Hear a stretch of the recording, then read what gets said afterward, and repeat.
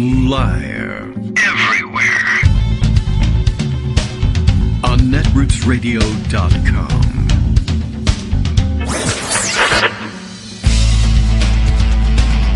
David Waldman. Kagro. In the morning. Now, here's David Waldman. Hey, good morning, everybody. How are you doing? Would you like to steal another 11,780 winks this morning, perhaps? Maybe we can arrange for you to do it. Good morning. It is January 4th, 2021. I'm doing that very slowly and deliberately to try to get that correct. Not our first show, as a matter of fact, of 2021. We gave you a brand new, pre-recorded, but all new content show for January 1st. How exciting was that? The answer is, I don't know. I didn't wake up to listen to it. That was the point of pre-recording it. But we did do it. It was fun. I hope you enjoyed it. We caught up on a bunch of stories. And, as it was, I think, easily predictable, everything would be outpaced by that anyway, by events between January 1st and now. And here we are. It's true and it's happening. The Kagro in the Morning show is live now. That much I can tell you. Bill knows this. You should listen in as Kagro X, me, David Waldman, demands another 11,780 watts of power so he can take over the entire broadcastosphere. He can't do that, can he? Let's find out. Stay tuned. If I can get a majority of the votes, I guess I can do just about anything.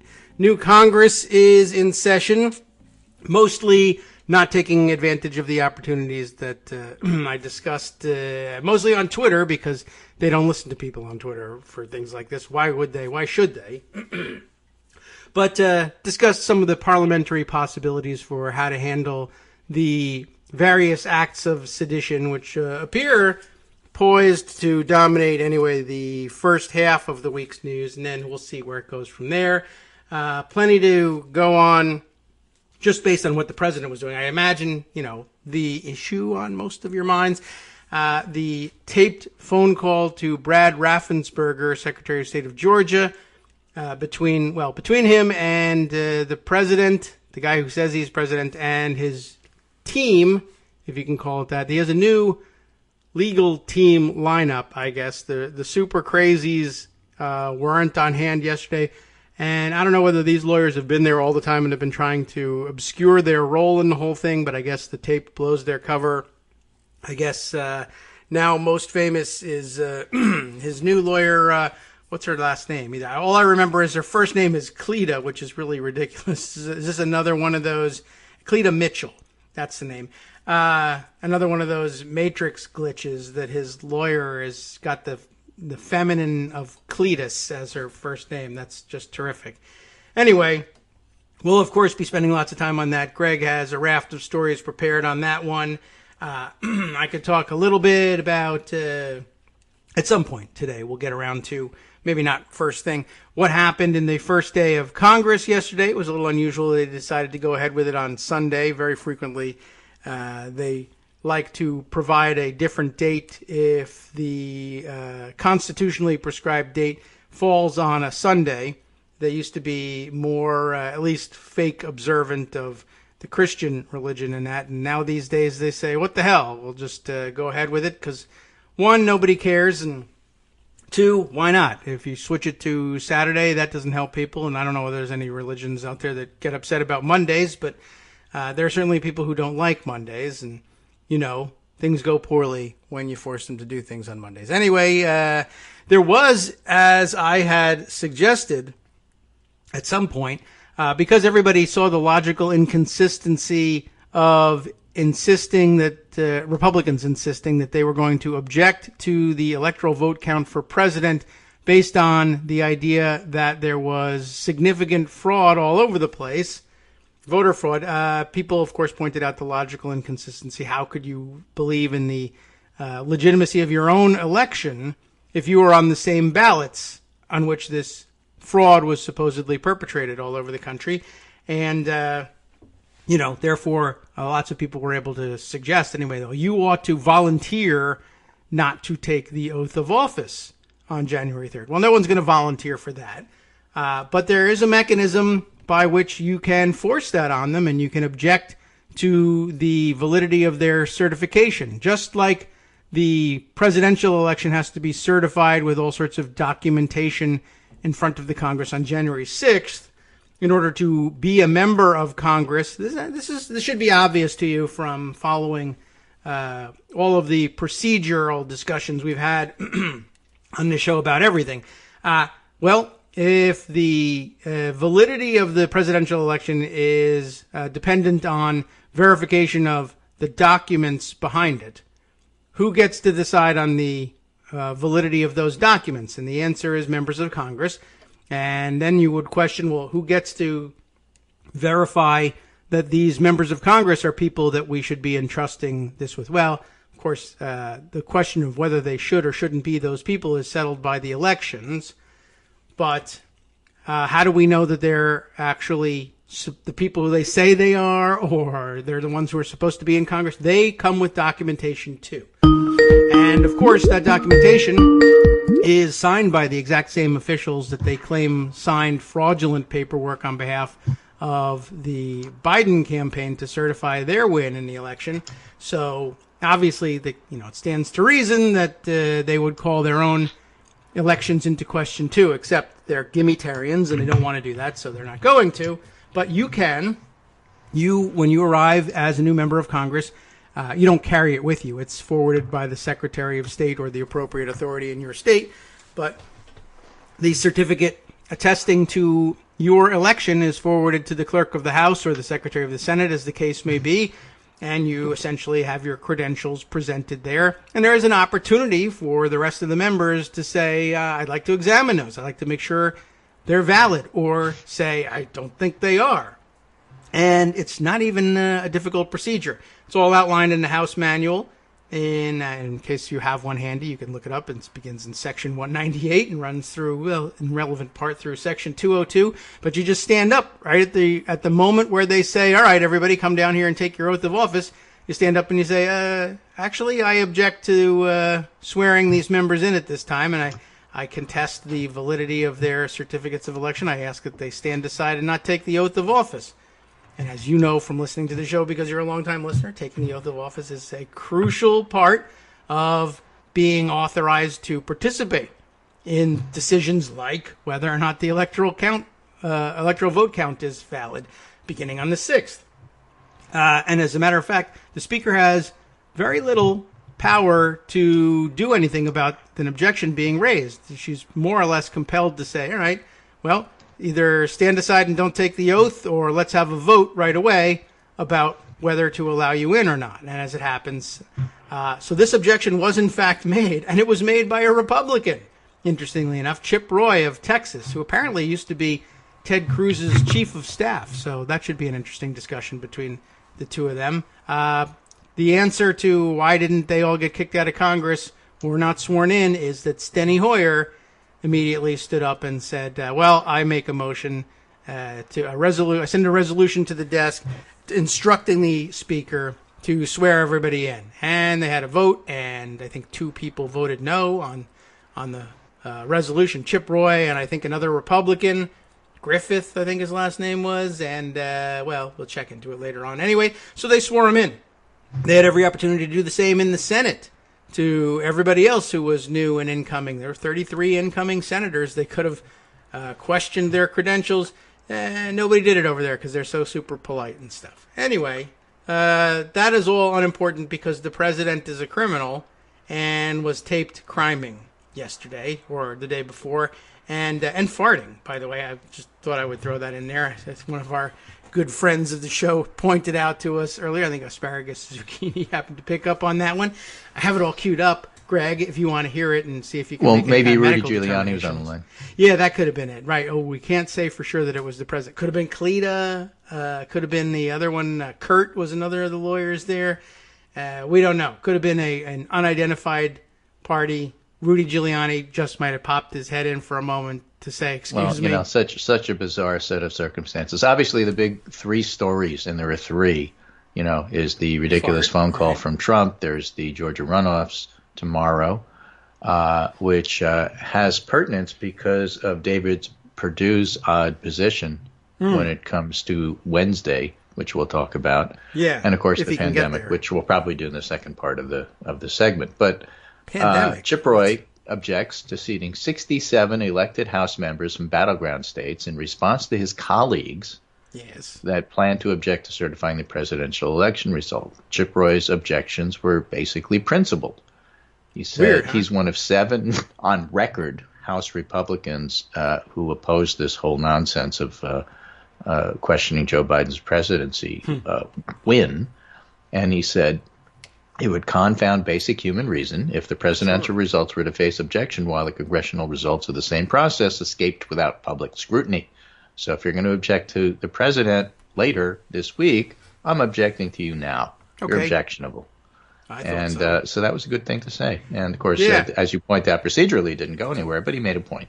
Right. And just so you all know, all Democrats voted yes to seating them, in case you thought that was not going to happen or weird or something. That should be considered perfectly normal.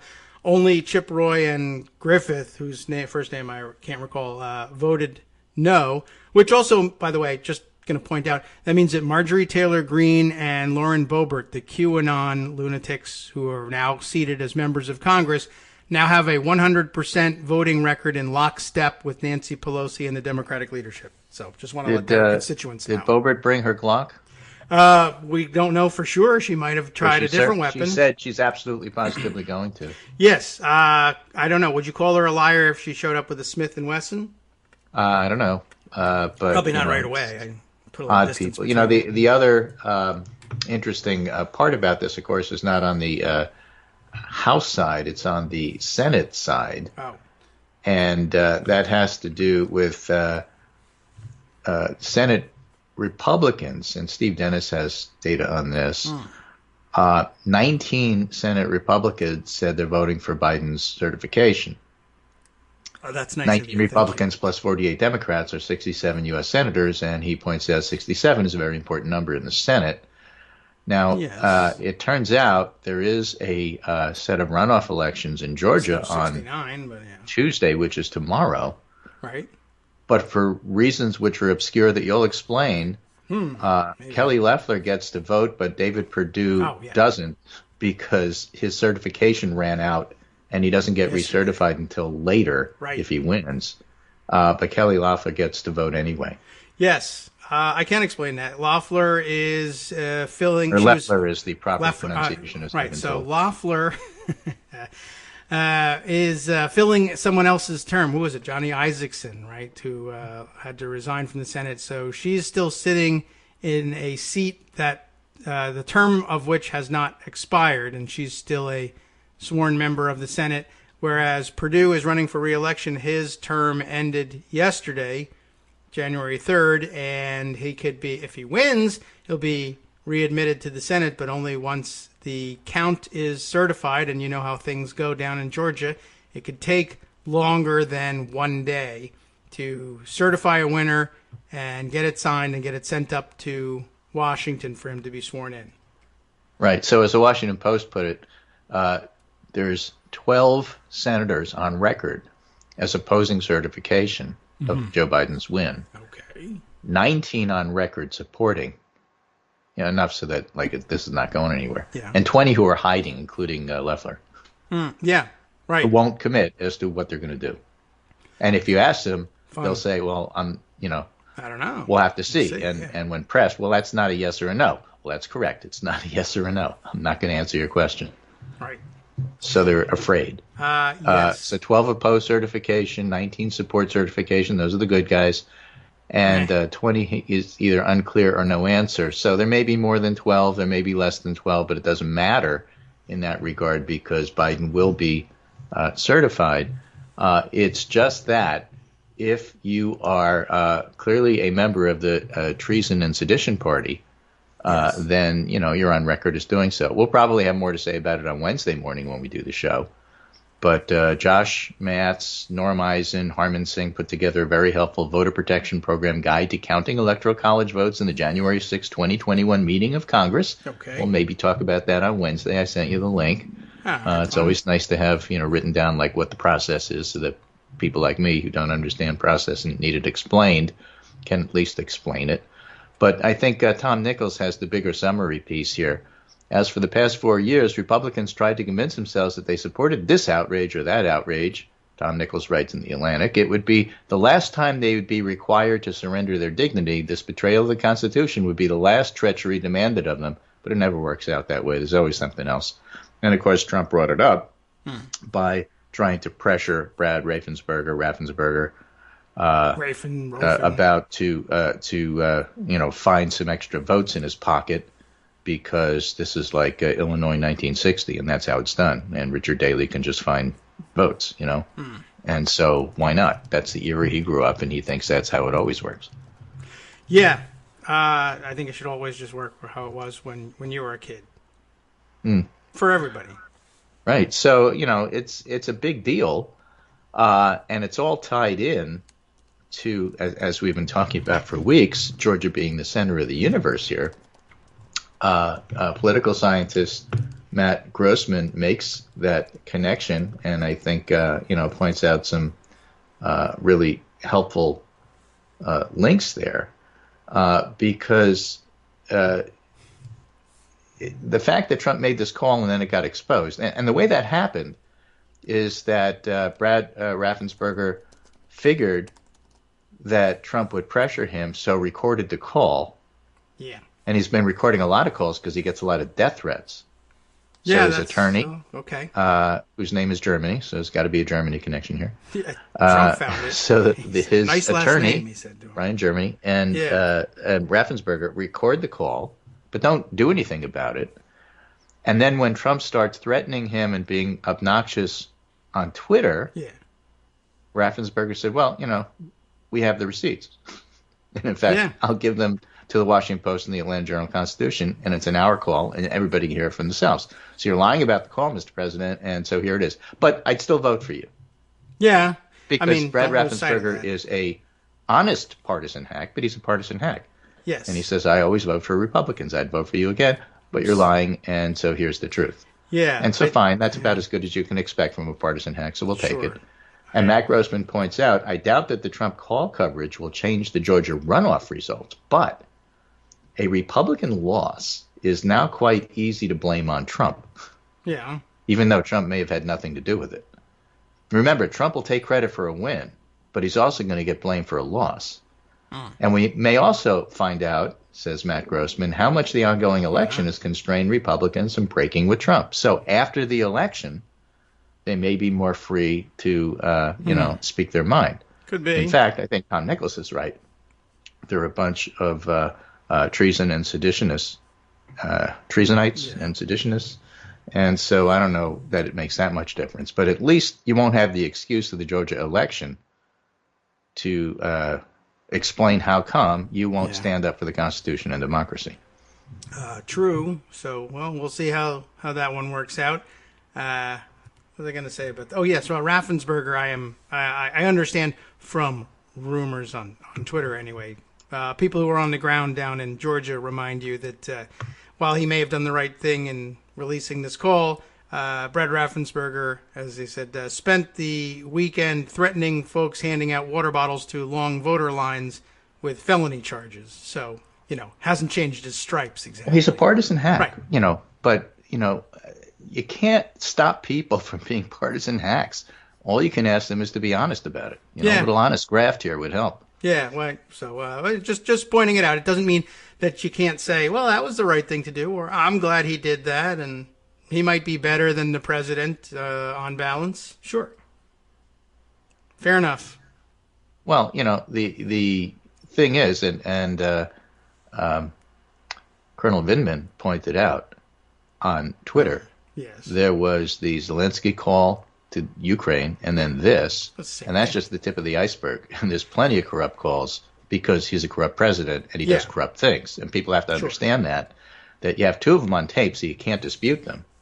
But there's many others.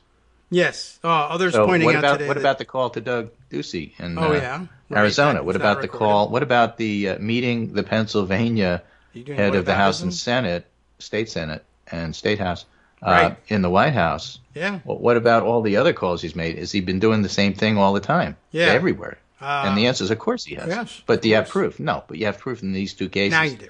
That this is what he does. Right. Also, people pointing out, unfortunately, no recording of the call that Lindsey Graham made to Raffensperger, in which Raffensperger said, yeah, Lindsey Graham made essentially the same requests and same threats. I just didn't record it. And I guess Lindsey Graham gets away with that one. But in case you were wondering what happened to that. Yeah, I mean, so you have a bunch of senators who are trying to overthrow the election, and there's no reason to just shrug about it. I mean, the fact that they can't get away with it this time doesn't mean that they won't get away with it next time, or won't try. And if, as Mike Tremansky points out, if there's 12 this time, there's 24 next time, maybe 36. And, the reason that they can't get away with it is their numbers aren't big enough. But if their numbers are big enough, they wouldn't have any compunction about doing it. Yeah. If they had the which numbers is why in the you House. have to vote Democratic, which is why those Georgia elections tomorrow are so important. Yeah. If they had the numbers in the House, they could threaten. If they had the numbers in the do House, this on Kevin the 6th. McCarthy would be Speaker. Yeah. And they'd be voting to uphold And Kevin the McCarthy objection has to the supported electoral every vote goddamn count. thing that Trump has done without fail, and he's been one of the biggest toadies ever in the leadership position in the Republican Party. Even Paul Ryan broke and said this is ridiculous and nobody should be contesting the constitutional application of democracy picking the right president. It's ridiculous that Republicans are doing this. But Kevin McCarthy's a toady, and he's doing exactly that. Right.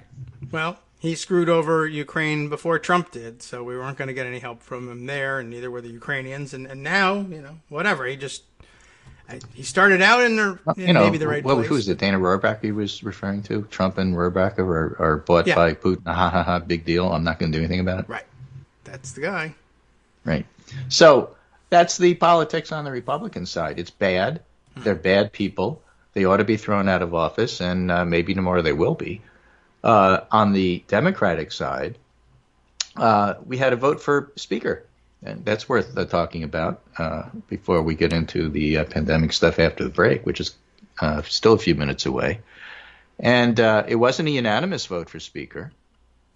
But the interesting thing is that the Abigail Spanberger and Mikey Sherrills of the world voted present, which lowers the threshold of votes that Pelosi needs. Yeah. But the squad basically voted with her. They did. So the progressives supported Pelosi, and the moderates did their show vote for their districts to prove that they're independent because they feel like they need to, whether they're right or wrong. Mm-hmm. And Nancy Pelosi being the goat and vote counter that she is, knew that they could do that. Yes. They all met. So it's a very clever maneuver, actually, to vote present, because that way you're not hurting her chances of being elected, but you can still have your show vote. Right. And when push comes to shove, the progressives said, look, we have an election coming up on Tuesday. The Republicans are in disarray. There's no reason for us to be. So we're voting for her. Swallow your concerns, and there's nobody else, and just do it. Mm-hmm. Yeah, look, this is what's expected of us today.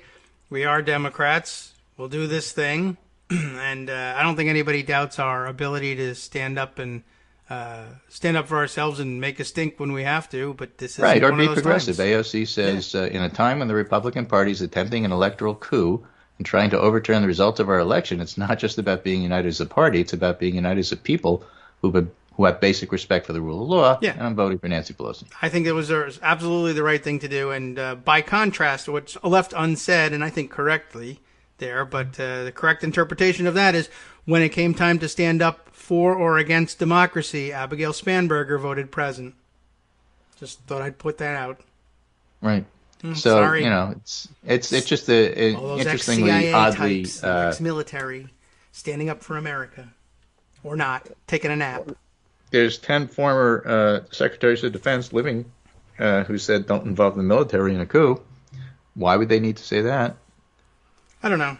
It's a big op-ed in the Washington Post. Yeah. And the reason they needed to say that is because Trump has staffed the Department of Defense with his own cronies. Yeah, and really, I mean, not just way beyond normal, too. I mean, in the last, 15 days, he's just sent everybody who's been fired or kicked out of every other division that he's stuck them in all this time. It parked them at the Pentagon with, no experience in what they're doing, but who cares? They're yes men. So, yeah, that was a little scary to see them all doing that. And of course, to have to say, oh, wow, Dick Cheney might be right. Like Brad Raffensperger, I guess it happens from time to time. Right. So, Brad Raffensperger advisor to Mark Caputo, who's now filling in for Jake Sherman at Politico Playbook while Sherman goes on to a new career, on why they recorded their call with Trump. Lindsey Graham asked us to throw out legally cast ballots. So, yeah, after that call, we decided maybe we should do this. Yeah, there you go. All right, out in the open. So, it's pretty clear. Okay. Thanks, guys. And he mentions Lindsey Graham. And so, Graham basically well done, is a charter member of the Treason and Sedition Party. Yes, that's where he is mentally. Right. So that's where our two political parties are. One of them is doing the right thing, electing Speaker Pelosi and sticking with the Constitution, and the other one isn't. So the summary from the Village is by Dan Baltz. Trump knows no limits as he tries to overturn the election. It's just so clear and obvious and blatant. There's no denying it anymore. And it's just going to be really interesting to see how this plays out over the next 2 weeks because there's no hiding behind the fact that we're just looking for truth. No, we're not. We're looking for 11,780 votes or whatever it takes for me to have one more than the other guy. That's what we're looking for. Okay. Well, give me a break. Find them for me. Okay. Well, we'll find. I can find you 11,870 breaks if you need it, or 780, I guess. I got to transpose. All right. We'll be back in 2 rather than 11,000 minutes with more. Hi, everybody. It's me, David. Let's change things up from the old fundraising pitch for just a minute and talk instead about how you can be a part of our show. If you've got a smartphone or any other electronic recording device, why not sit down and record a segment for us? Read us an important article and give us your take. Or read one of your own original essays, or even just give us your commentary on something you'd like to share that's important to you. Then send the file to me at kagrox@gmail.com, and I'll try and work it into the show. Short segments, a few minutes in length, are easiest to fit in. And of course, I can't always guarantee that I'll be able to play everything, but if you've ever shouted at your radio or TV about something you wish was being covered, here's your chance to change that. Make the show your own. Send your submissions to me at kagrox@gmail.com.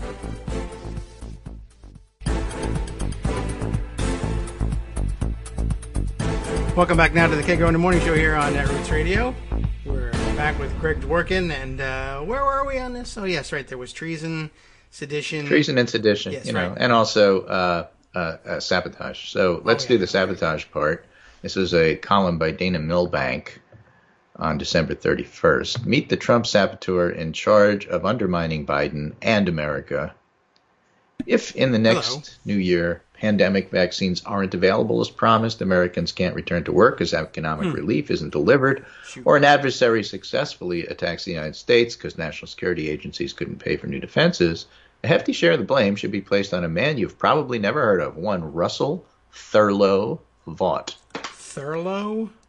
As President Trump's budget director, he conspicuously failed in his stated goal of controlling the debt. Despite his efforts, the debt increased by $6 trillion on his 2-year watch, the biggest jump in history, and he's also been disastrous in his fiscal forecasts. On February 10th, he predicted 2.8% growth for the year. At this point, he said, coronavirus is not something that's going to have ripple effects. A few weeks later, the economy collapsed.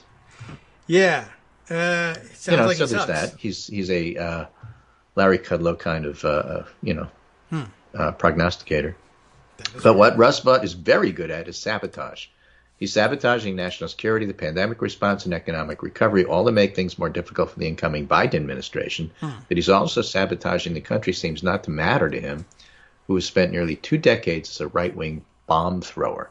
He's blocked civil servants at OMB from cooperating with the Biden transition, denying President-elect Joe Biden the policy analysis and budget preparation assistance given to previous presidents-elect, including Obama and Trump, Transition figures warn that it will likely delay and hamper economic and pandemic relief in the national security preparations. And the Pentagon's the other agency resisting. Thursday afternoon, Vaught released a bombastic letter accusing the Biden transition of making false statements about OMB's uncooperativeness and then confirming that it would not cooperate. Okay. Right? Nobody should have expected otherwise. And talks about who he was. He was the mastermind of Trump's executive order that attempts to reclassify tens of thousands of civil servants who work in policy roles so they can be easily fired. He's proposed reclassifying 88% of OMB staff, which is 425 people.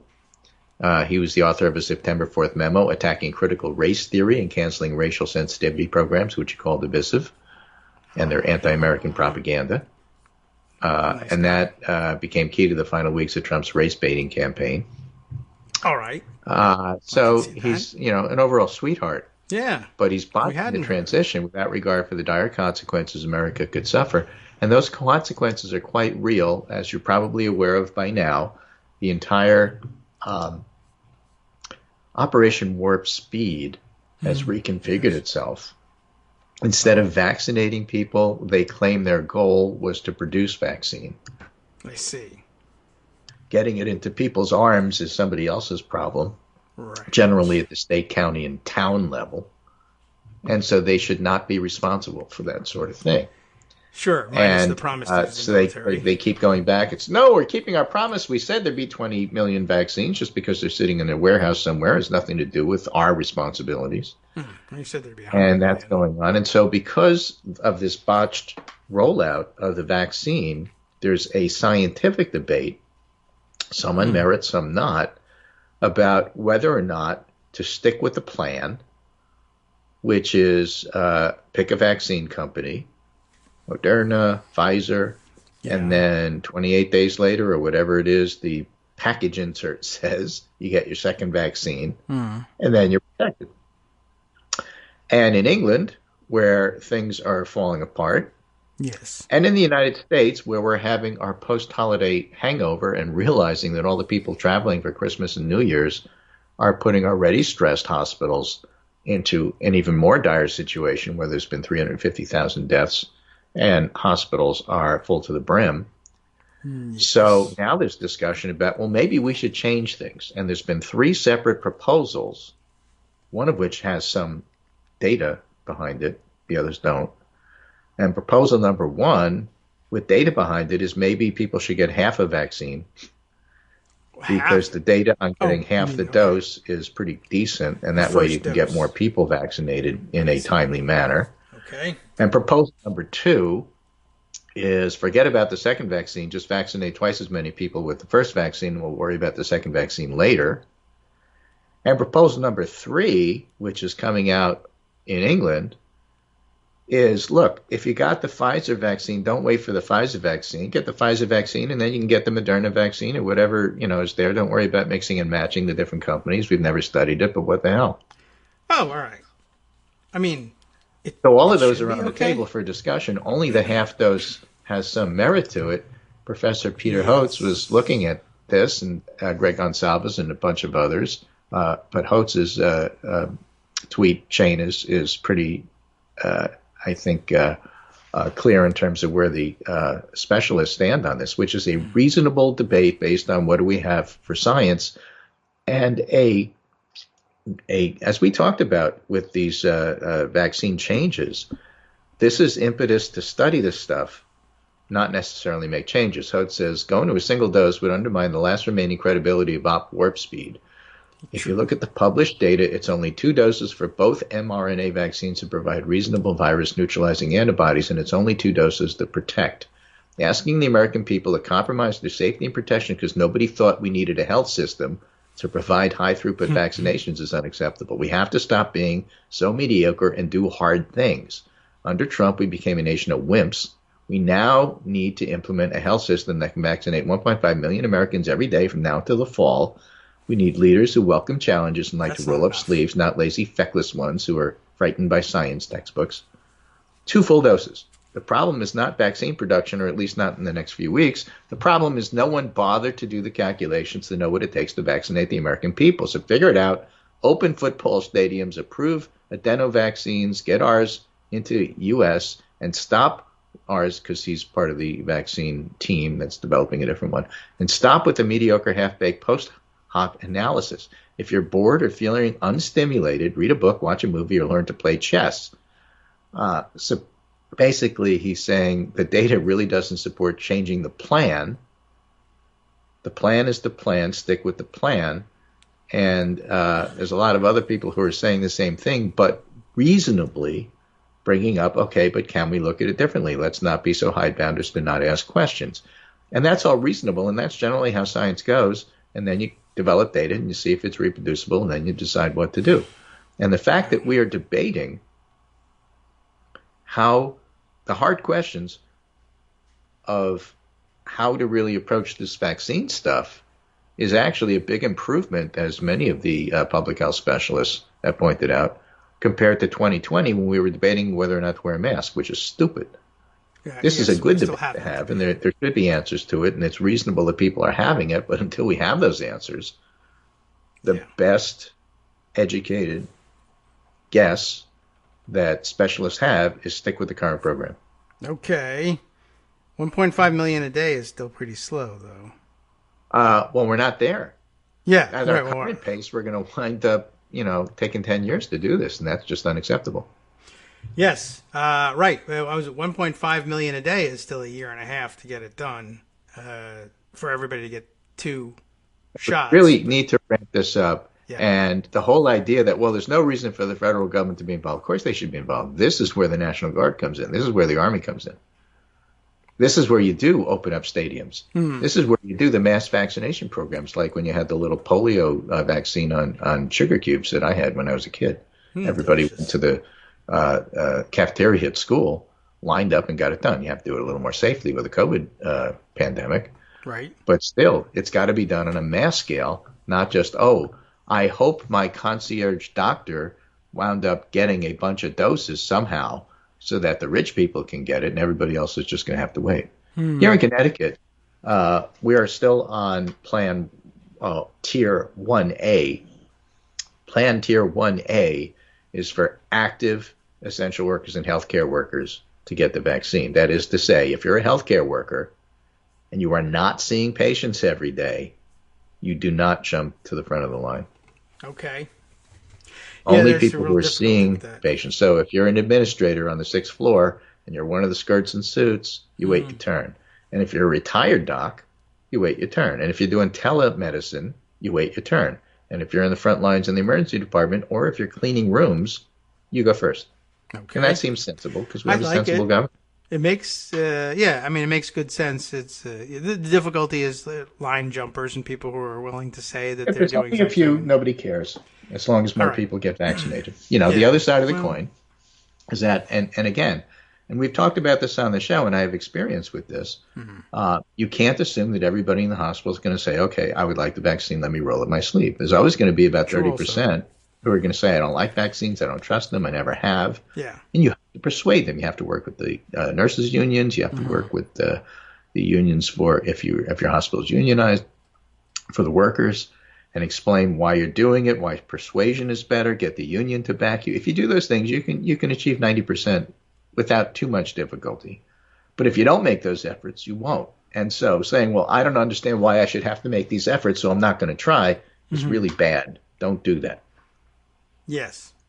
There's a lot that they could be working on. The weekend was also full of stories about distribution points for the vaccine ending up throwing out vaccine because people weren't showing up for their doses, whether they were scheduled or just people didn't know or whatever. But that was an interesting story around here in the D.C. area, which was annoying. And there also maybe needs to be a little backup plan, like if someone doesn't show, can you just stick it in anybody who does? Would that be okay? Or should you have a call list or something? That seems like a lot of organizing. But, if you're going to do things this way and you're going to insist on people getting a vaccine in a certain order, then you got to have a backup plan. And apparently they don't in a lot of places. And and that's a little weird. There's another question, actually. Oh, yeah, you were answering the question now about that Monica had asked here about why we can't just... What's wrong with the way we give away our flu vaccine? How come we aren't just doing the same thing with the COVID vaccine the same way? And I see your answer already is there. Well, she asks, is it the storage temperature? So that's part of it. Yeah. You can't just send the vaccine to your local doctor's office, for example. But the way that we do flu vaccine is we start vaccinating in September, and we hope that we get whatever percentage of the population is going to accept it by March. Get that much, do you? So it's a 6-month program, and it's voluntary, and it doesn't really matter whether you get it or whether you don't get it, except in hospitals and other, healthcare areas. Yeah. It's been a, first come, first serve. Get it if you want. Don't get it if you don't want. Don't worry about it. We're not going to, try and embarrass you. Yeah. But at the same time, this infrastructure that gives these vaccines are pharmacies, which aren't set up yet for this. Some of the larger chains will. And also public health departments. And don't forget, public health departments usually borrow people from other public health departments to get enough people to do anything. If you're going to have a drill, for example, in your community, mass casualty or whatever, you don't have enough people. The 1 or 2 people in your health department in your town aren't going to be enough to do this. So you borrow from the surrounding towns and you do this. But if all the surrounding towns have to do it at the same time, all of a sudden you don't have enough people. Yeah. All right. I can see that. And so that's what's happening now. So we don't have a distribution infrastructure set up to do everything all at once everywhere. That was never how it was done with flu vaccine. And, if you want to take a leisurely 6-9 month approach, yeah, we got that. But that's not going to be good enough here. We're trying to actually stop a pandemic now and save the hospitals and save America from themselves because they insist on traveling. And yes, people have various and sundry reasons why they have to, but not everybody had the same good reasons. Yeah. And they did. So they went. And so now everybody's exposed and it's done. And so now we're expecting another wave. And, there's some urgency behind doing better than what we do with flu vaccine. So flu vaccine infrastructure isn't good enough. Well, as you were mentioning the traveling, the airlines ought to offer discounted fares, but only to cities with hospital capacity and vaccine. And they should make you get vaccinated on the way onto the plane. That's true, too. Yeah, why not? That should be like your choice of meal. All right, you want to travel? Fine. You're getting a vaccine. You don't want to get a vaccine? You're not traveling. Train the airline pilots and flight crews. They're going to love that. They're going to hate you. Right, because clearly what they're trying to do, but they can get free to vaccinate shots. The super spreaders, so you might as well, do it that way. It's as good a system as the Trump administration came up with. How hard is it really to learn to give somebody a shot in the arm like that? And they get shots. I'll tell you what. We'll put you at the front of the line. All you flight crews can get. You're traveling all over the place. It makes some sense. Vaccinate you up front as long as you agree to give it to all the passengers. That would work great, of course, jabbing everybody on their way in. But still, I mean, I guess if it's known to you when you go to purchase your ticket, if Expedia will tell you, you're only getting this ticket if you agree to get vaccinated, by the way.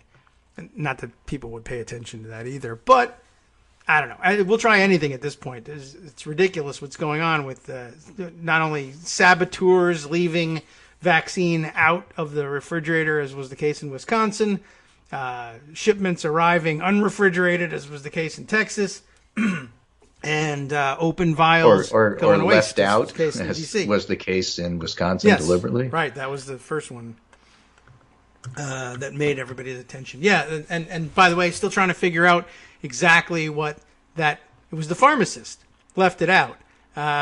Police have the theory that he wanted to actually give everybody an effective vaccine as opposed to stealing it, because why would you leave it out on the counter and just walk away?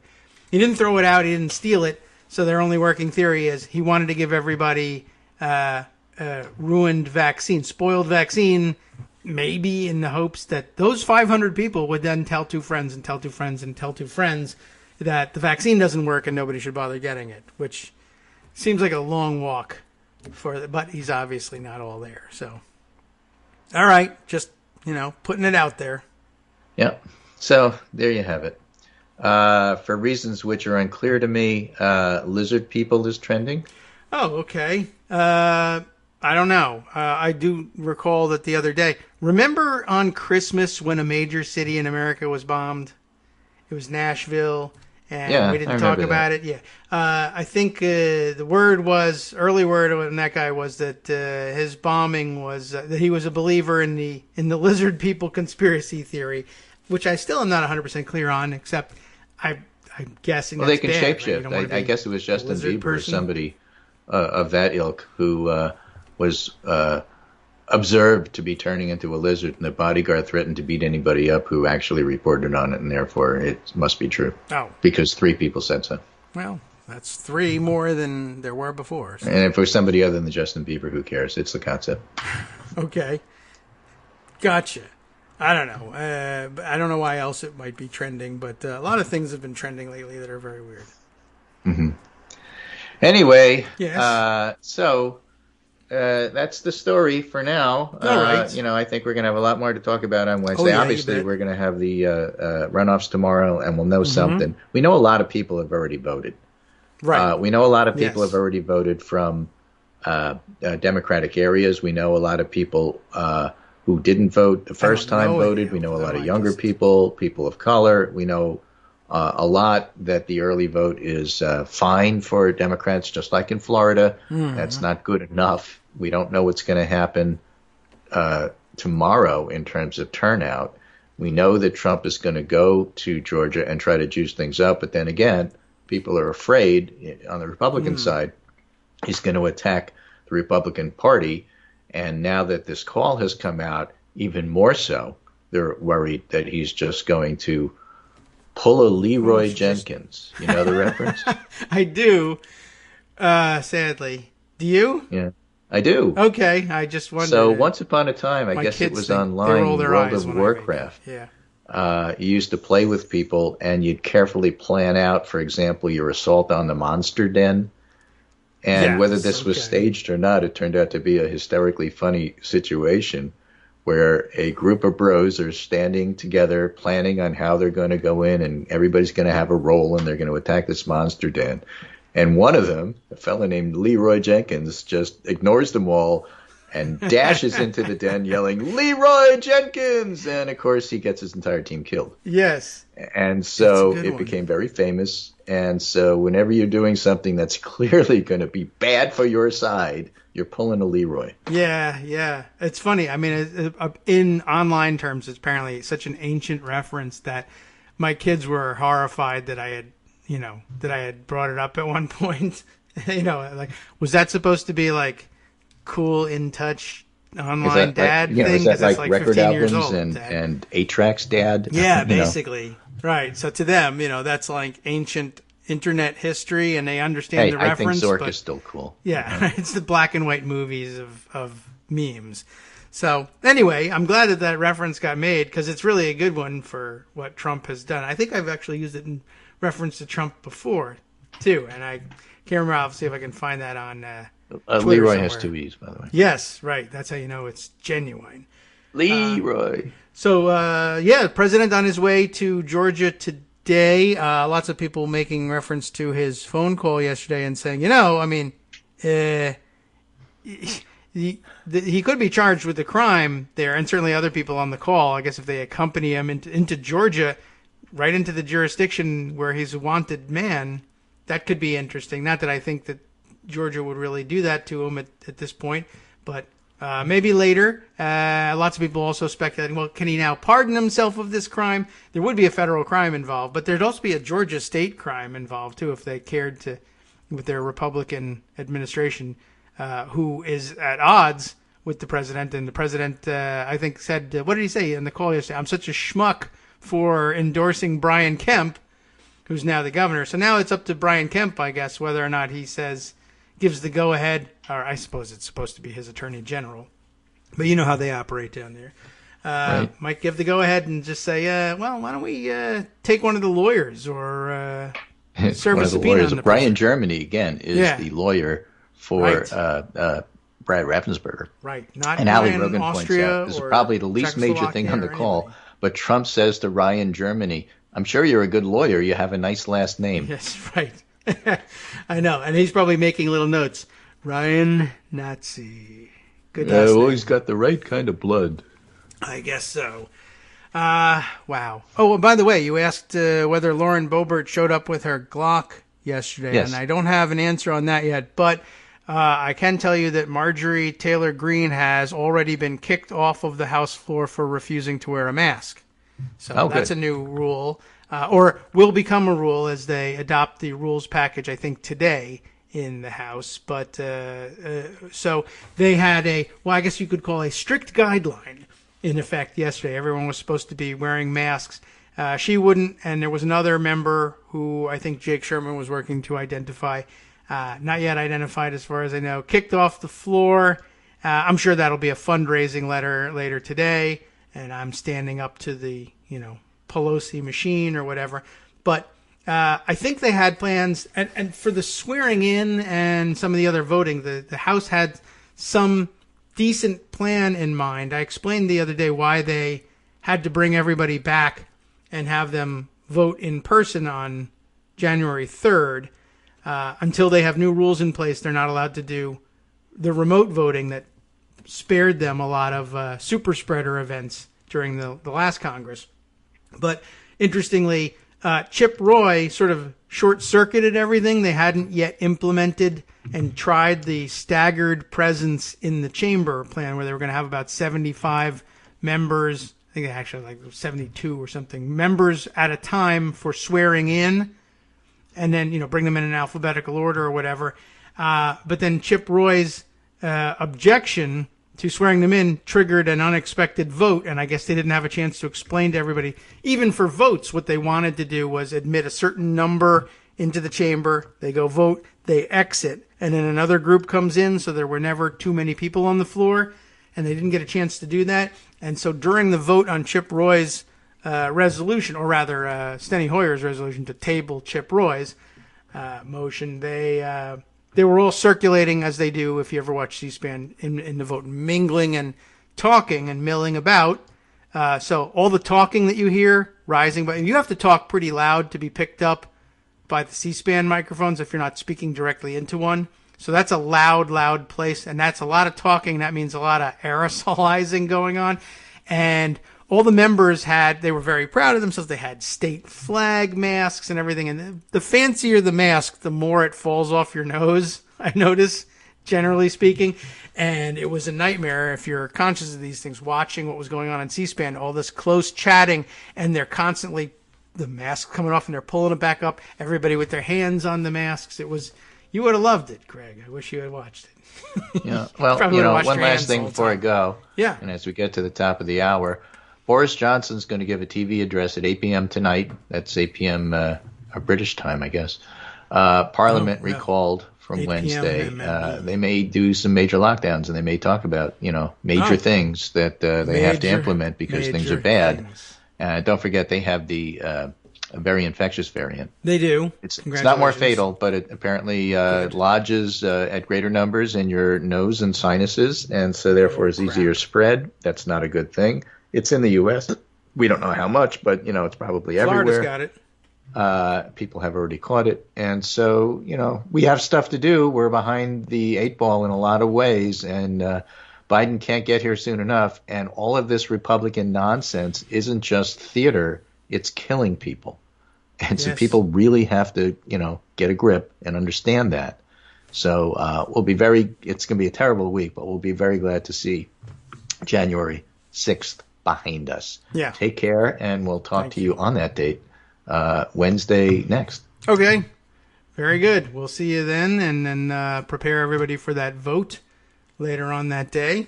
And, As far as Georgia, we don't know who's going to win. Very close race. All the polls say it's very close. Democrats have to beat Boyd by the early vote, but, you don't know who shows up on Election Day, so we'll have to see. Talk to you Wednesday. Okay, very good. Thanks, Greg. Take care. We'll check in with you then. All right. It's only about a minute or two till we have to start playing our music and getting out of here for our top of the hour break. So I don't know what else we can shoehorn in there, but it really was a nightmare watching everybody chatting. I guess we've gotten away from the big worry about touching the masks and such. Although I imagine it's still an issue. Lots of not fist bumping, but elbow bumping also, replacing handshaking on the House floor. So I guess that's a good protocol to stick with, especially if you're shaking hands at high volume like the members of Congress do. I was wondering about that. Like, do we even bother with that? You probably shouldn't make any contact at all. But if you're washing your hands and carrying hand sanitizer, as most people, I think, are these days, I didn't know whether that was as big a deal. But I guess you don't want to shake like 100 hands, one after the other. So best to stick with the elbow bumping, I guess. But and I guess also a good idea given how much time people's hands are spending on their masks, readjusting them, etc., etc. But yes, I do find the fancier the mask in terms of the decoration and the attention paid to the material that you're using, etc. Especially if they try to make it like glossy looking, it just doesn't stay up on the nose very well, and it's kind of a disaster. All right. Let's see. What else? There's nothing else we can probably fit in before the break, although I'm getting a lot more notes from Greg. So that's good news. We'll have lots more to talk about in the upcoming hour. Let's see.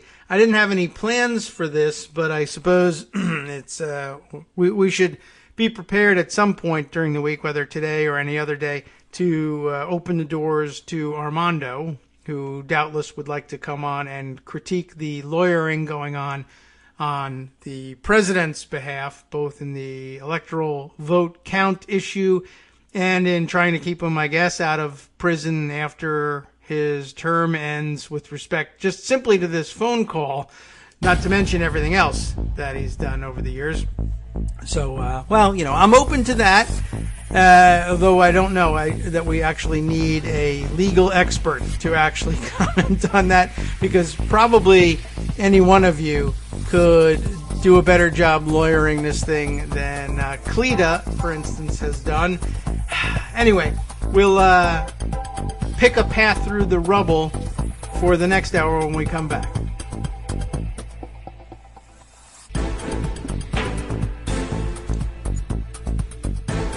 All right, welcome back now to the Kagro in the Morning Show here on Netroots Radio.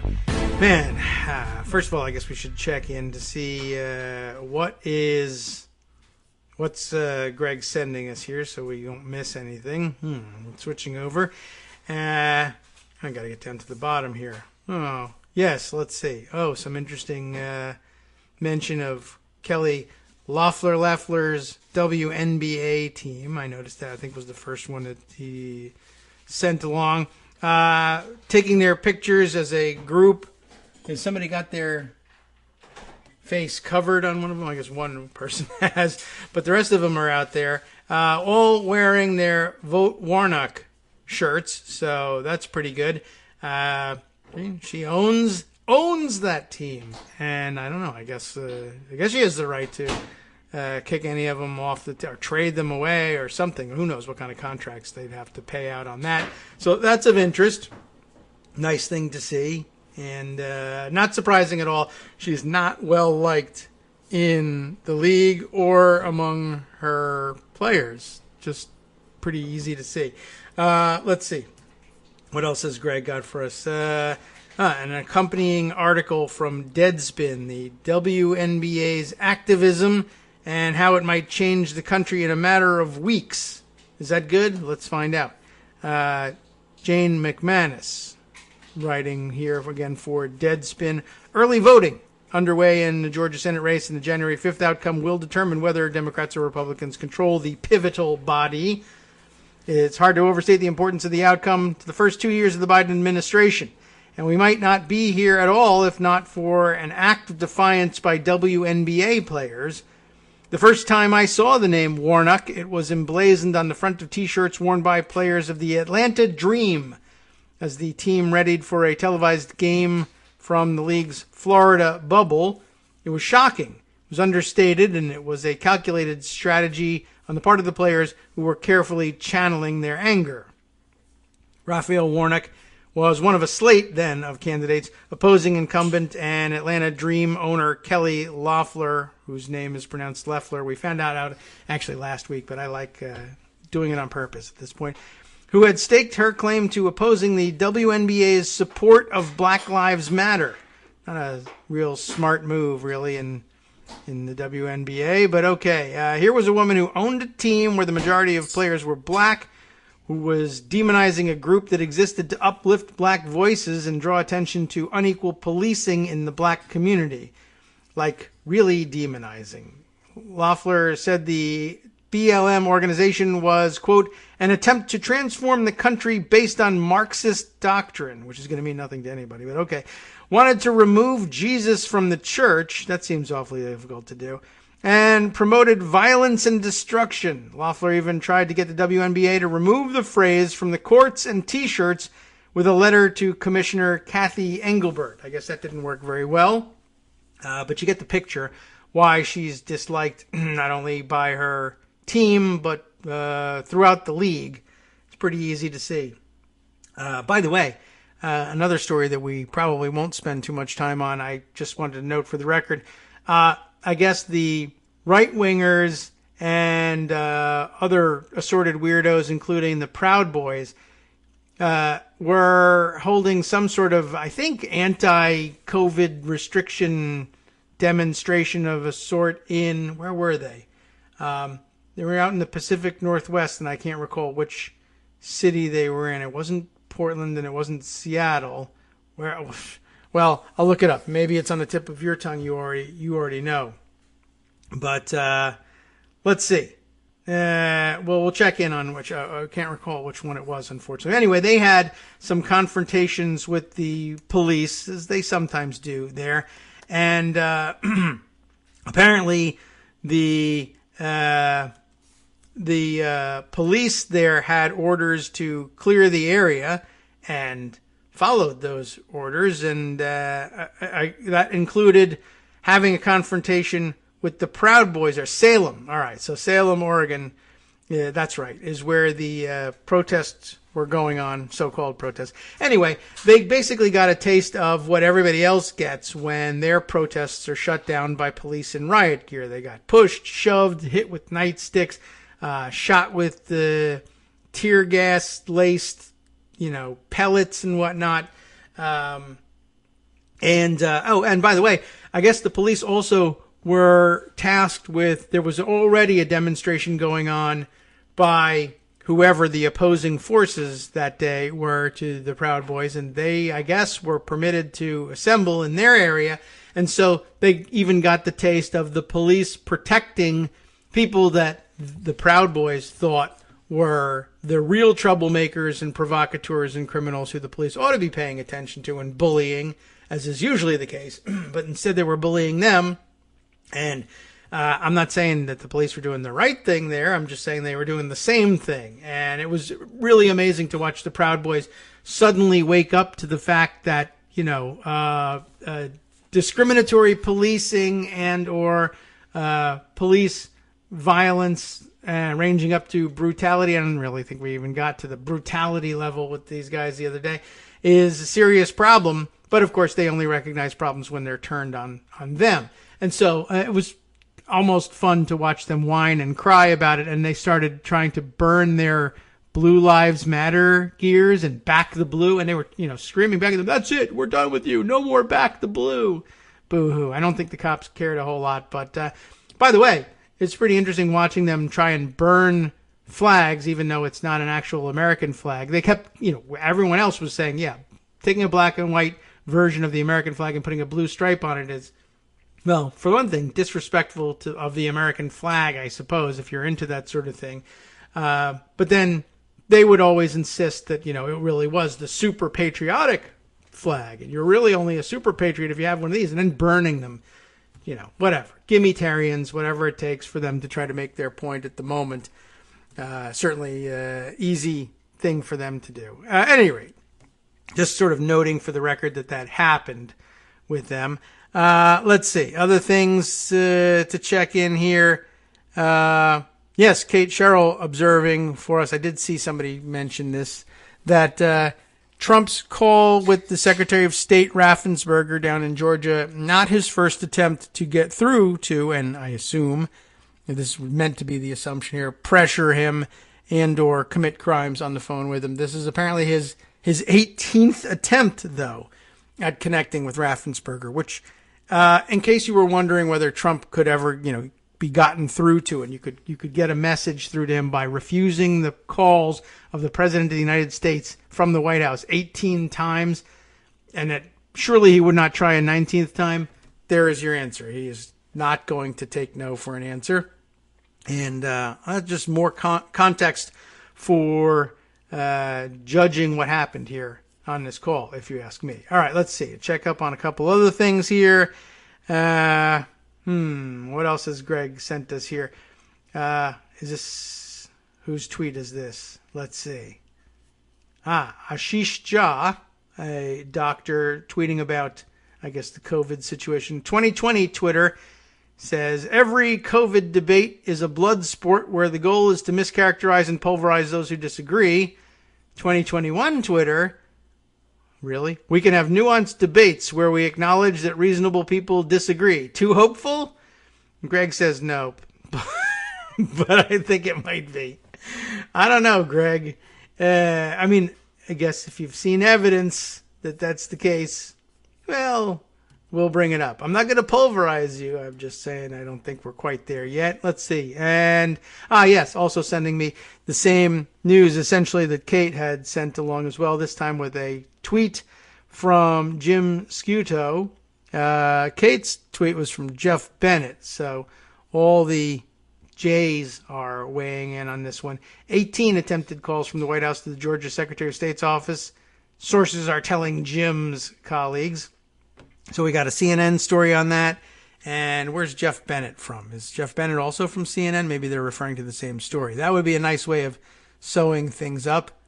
I'm going to have to click and find out. NBC News. So rivalry going on. No one has the exclusive on this. How could it be? All right. Well, competition's good or something like that. I thought I learned that at some juncture. All right. Let's see. Gosh, what else can I bring up? Here's a coronavirus story. There are a couple that we'll have to catch up on. So we'll do them haphazardly as they appear here in Pocket. This is a good one, and maybe it will be appreciated here in the house. We've seen one of these things before. Coronavirus outbreak at hospital may be tied to Christmas costume. And I picked this up from The Hill because The Hill is so aggressive in advertising its stories in my Twitter feed. But this, I guess, originally reported in the New York Times, who would make a much longer and droller presentation of it. But in the interest of getting through the story, we'll stick with The Hill. Zach Budrick, has got this story for The Hill. A San Jose, California hospital said an inflatable costume, and I've seen inflatable costumes, so if you can't imagine this sort of thing, I'll try and describe it to you. But an inflatable costume worn by a staffer on Christmas may be tied to more than 40 coronavirus infections at the facility. And if you've seen these things, then your mind is worrying and you're figuring out exactly what's going on here. But inflatable costume, full body suit kind of a thing. One of our kids had this crazy thing. I can't remember what it was. One year for Halloween, and it's just a big. I don't know. Have you ever seen those big inflatable like sumo wrestler things that they use at crazy bars down at the beach or something? Anyway, full body suit, and it's got a little fan to it, like an inflatable you'd put on your front lawn for Christmas. Well, you might not, but I didn't. But some people, and I enjoy them. They're fun. You put them on the front lawn, or those crazy things that wiggle around at car dealerships, like they had for New Year's Eve in Times Square this year. Anyway, this is a mini version of it with a smaller, more portable fan. But the suit seals up, with elastics on the ankles and wrists, etc., and it inflates the thing. I don't know what you would do with it for Christmas. I imagine you could make a Santa suit out of it and inflate yourself to appropriately jolly proportions, let's say. And that's probably what's going on. And if you think about bringing a suit like that in to cheer people up, to raise everybody's spirits at a Christmas celebration inside the hospital, if you bring a suit like that into a hospital with COVID, and it's got a fan in it, and it's sucking in aerosols and then leaking them out and pumping them out the wrists and ankles in every room you visit, you are going to give 40 people coronavirus. Come on. I don't know. I mean, I imagine that's exactly what went on here, but they're very vague in the story. Irene Chavez, spokesperson for the Kaiser Permanente San Jose Medical Center, said in a statement that 44 staff members have tested positive for the virus between December 27th and last Friday, which was, December 30th. According to the New York Times, she said the holiday-themed costume, that's all they would say about it. Like, we don't want to smear Santa Claus here by saying it's a Santa suit. I mean, I don't know. It could have been like the abominable snowman suit or something from the Rudolph show. I got no idea what it was, but honestly, can't you just say what kind of holiday-themed costume it was? Powered by a fan that sucked air into it, and the hospital officials are investigating whether the costume, quote, was a contributing factor. Probably. The hospital did not disclose whether any patients were infected or how long the staff wore the costume in the hospital's emergency department. Just don't wear costumes. While frontline healthcare workers have been prioritized for the coronavirus vaccine, the shot is given in 2 doses. Why am I even reading about this? I guess nobody got it yet there at the place, or they couldn't get through the guy's suit. I don't know why this is part of the story. Unclear whether any of the staffers who tested positive had received the vaccine. So maybe, but about 40,000 Kaiser employees throughout Northern California are believed to have received the first dosage. Any exposure, if it occurred, would have been completely innocent and quite accidental, as the costumed individual had no COVID symptoms and only sought to lift the spirits of those around them during what is a very stressful time. And I understand that, but I don't know, a little thinking. But I wouldn't punish him, but that's kind of annoying. Anyway, you don't need to hear the rest of that story, though, do you? I just wanted to point out the amazing fact that story exists, which is really quite enough. All right, so let's see. I want to check in on Jake Sherman's tweet to see whether he has identified the other member of Congress kicked off the floor for refusing to wear a mask, but I don't think so. Let's see. Doesn't say any more fun description of the event. No, not really. Okay, well, that's too bad. I'd like to find out who was responsible for that. I guess Lauren Boebert would have done the same. We will see. Oh, Asparagus Zucchini sends us a picture of an inflatable Santa suit, just a sample. Yeah, that's probably it. I mean, I don't know what other sort of inflatable holiday thing. You could make some up, but anyway, you'll find it over at Amazon if you want to do that. Let's see. Other stories. I'm just going to skip around here and continue on with these things sort of in reverse chronological order. I did note also, along with the Georgia stories and the runoff stories, was it Eric Boehlert describing this nightmare scenario, as he put it?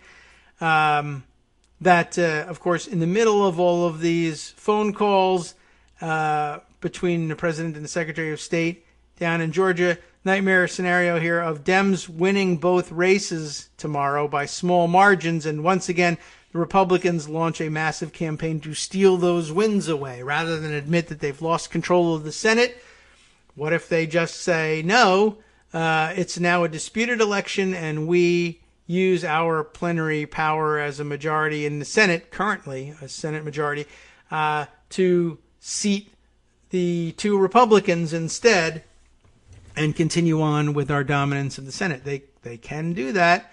That is an option that's available to them. Yeah, so that's kind of sad. But what we didn't, did we? I can't recall whether we discussed for the Friday show or not the various options that Democrats might have had to object to the newly elected senators and their credentials, even though they weren't from any of the disputed states. I think the only newly elected senators from one of the Trump disputed states, although I guess Trump could dispute them all at this point. He claims he won them all, after all, in the call. At some point in the phone call, he actually says, we won every state. We also, Republicans did so well, we won every state legislature in the state. And everything that is democratically held right now is a fraud, essentially, he says in that call. But only Arizona has a new senator out of the states that Trump is disputing. That would be Mark Kelly, but he's already been sworn in, so it's too late for him. But you could have made the argument on yesterday in the Senate that, gosh, the president says that all the votes were fraudulent, and I don't know whether everybody's going to object to all the various states having their electoral votes counted. Most Republicans say they'll only object to Arizona, Michigan, Pennsylvania, Wisconsin, Georgia. Is there another one? I think there were 6, right? Did I count that right? Let's see. Pennsylvania, Wisconsin. Oh, yeah, Michigan. Did I say that? Pennsylvania, Wisconsin, Michigan, Arizona. I've lost it again. Georgia is all I can think of. Somebody else can help me out with the rest of them if there are others. But, at this point, you can just dispute anything you want.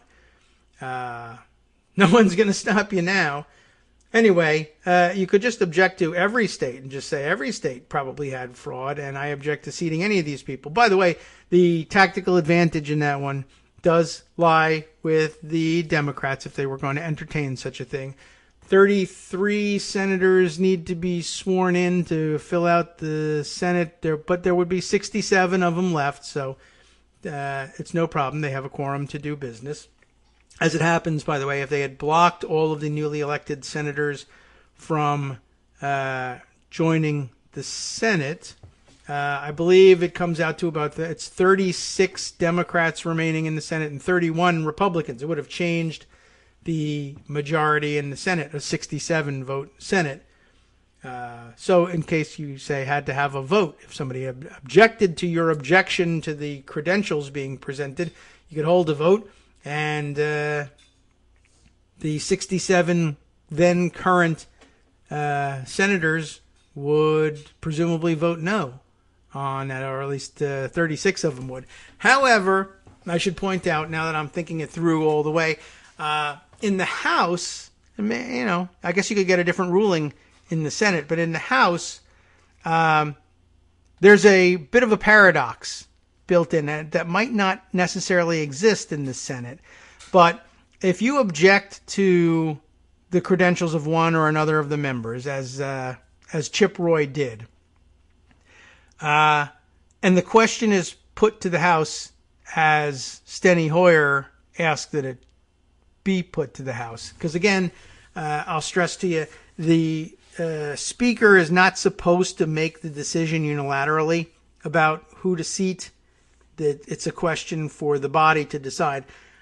Except if you are objecting before the oath has been administered, the question arises whether or not anybody is qualified in the House to vote on the question of whether or not to seat people, because no one's been sworn in, right? At that moment, there are no members of the House, with the exception of the Speaker of the House. But the House Rules Manual actually does address this. It doesn't really give the explanation for why it's the case, but the fact of it is that members-elect are qualified to vote on the question of whether or not to administer the oath to one person in particular or to all of them for whatever reason. It really just doesn't explain it, but I can find it for you here. It's let's see, where do we say? It started at section 198, and yeah, you hear the pages flipping because I do have the House manual here. It's in my house. I run my house with it. But where it might appear in section 202, I think, might have been where that little bit is. You can read you the language of it. The right of a member-elect to take the oath is sometimes challenged, and the Speaker requests the member-elect to stand aside temporarily. That's what Chip Roy asked for, and no opposition to that from the chair by Nancy Pelosi. She just said, okay, everybody from those states has got to stand aside. And that's when Hoyer jumped in and said, this was pre-planned, of course, but no, we consider my resolution to swear them in anyway. This usually occurs at the time of organization of the House. The challenge proceeds from some member, but the fact that he has not yet taken the oath himself does not debar him from making the challenge. The member challenging does so on his responsibility as a member or on the strength of documents or on both. It doesn't matter if you have documentation or not. And where an objection was sustained neither by affidavit nor the responsibility of the member objecting, the House declined to entertain it. So, obviously you just have to say, I'm the one making this challenge, and that's all that you really need to do. But if you somehow disclaim it, then they won't do it. That doesn't make too much sense, but, if you won't stand behind your own claim, why have a vote on it? Let's see. It goes on to discuss it. So not only are you allowed to make the challenge even though you're not a member of the House, but you are allowed to vote on it too, because, they don't state what the justification is. It's just, it's got to be kind of basically, well, of course it has to be that way, because otherwise, how can the House constitute itself? And it just has to be one of those exceptions that sort of semi-defies logic, but there's a certain logic to it. If the House can't vote on whether or not to have itself sworn in, then they're just never going to be able to do anything.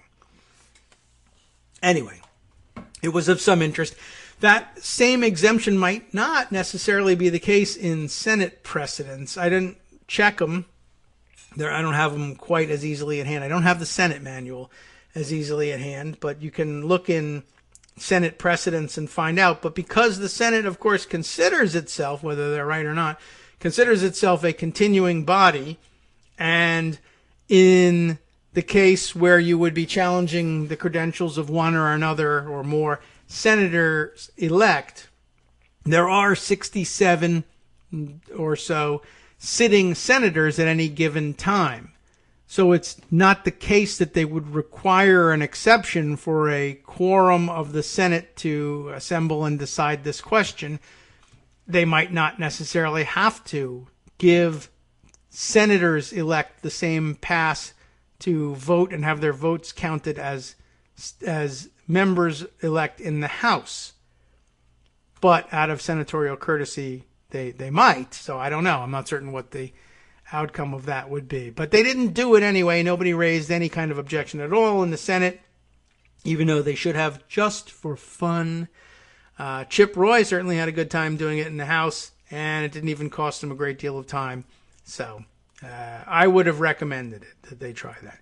All right, let's see. What other interesting stories? Oh, yes, just to add to the story about Brad Raffensperger, there was, as I said, the mention by one or more Twitter denizens correctly reminding everybody that Brad Raffensperger is a highly partisan Republican and would be up to normal Republican shenanigans at this point anyway, despite having essentially ratted out the president on his criming via phone.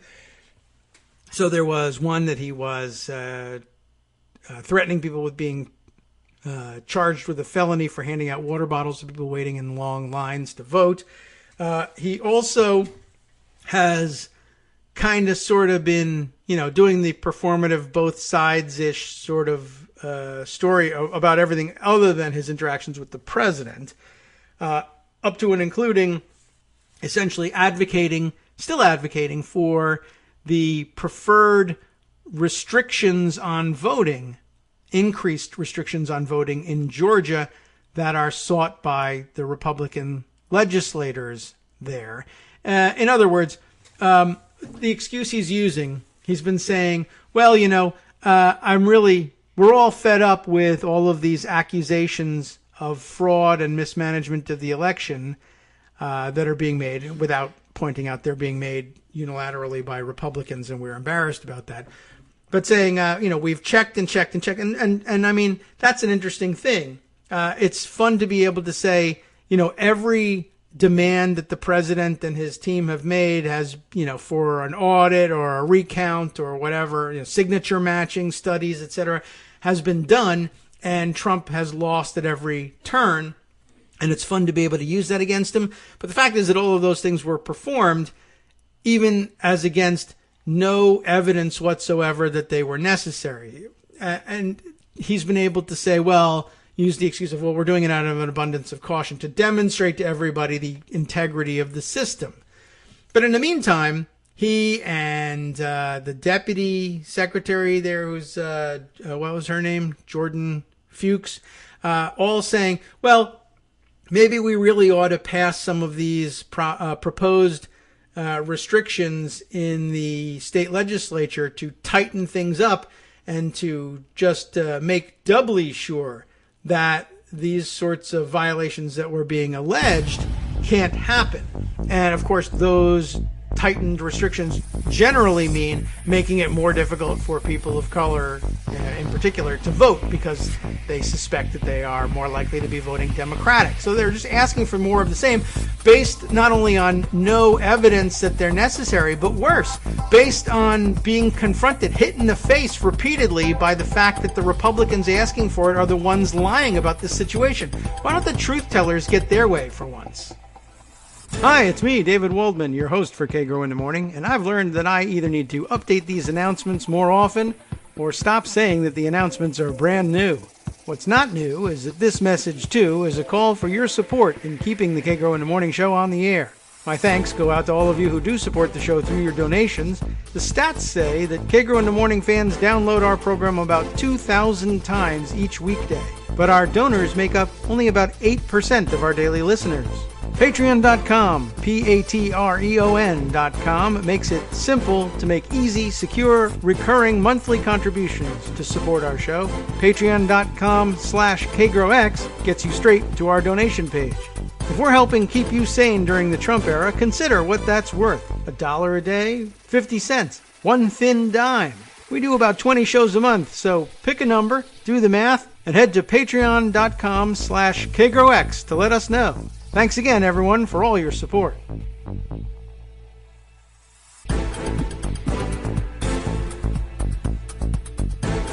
Okay, welcome back now to the Kagro in the Morning Show here on Netroots Radio. Well, breaking bit of news, there are also inflatable snowman costumes available online and elsewhere. So you'll never really truly be able to know. But I do feel like perhaps it was a Santa Claus suit rather than a snowman suit. Otherwise, I mean, unless it was if it's specifically a Frosty the Snowman suit, you run into the same copyright problems, perhaps, that you get, or being sued by Santa Claus if you defame him. I found that kind of weird that they wouldn't bother to tell you what sort of holiday-themed suit it was, but okay. Anyway, left off, yes, reminding you that Brad Raffensperger is, in fact, a partisan Republican. And yeah, I was tweeting about that a couple of days ago.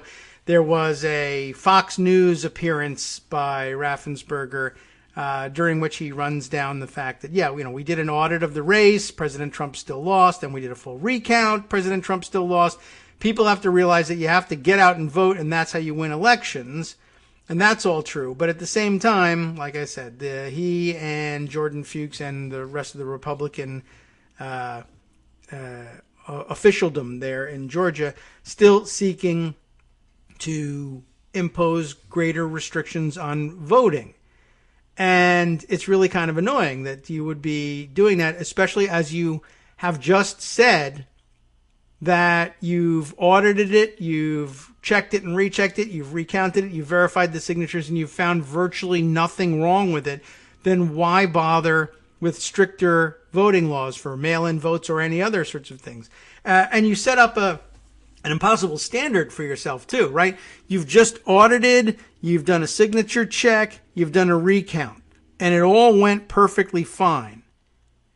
And you say, well, what we'll do is we'll tighten things up a little bit more because we want to prevent this from happening again. We want to prevent campaigns and politicians and others from claiming that there's fraud when there's not. But how will you ever, what kind of law will you do unless you make it illegal to claim fraud, whether rightly or wrongly? I don't see what you're going to be able to do. You everything that they've demanded, you've done, and it still hasn't convinced them. What makes you think that there's an additional layer of protection that will make them believe you this time? And you're never going to accomplish what you say you want to accomplish with these new laws. And that's because, of course, you don't care. What you say you want to accomplish with these new laws isn't what you really want to accomplish with these new laws. What you really want to accomplish with these new laws is make it harder for people who you think tend to vote Democratic to vote. But if you say that, one, you might lose the vote, and two, everyone will know that you're a partisan Republican at heart, regardless of what you're doing with respect to the president.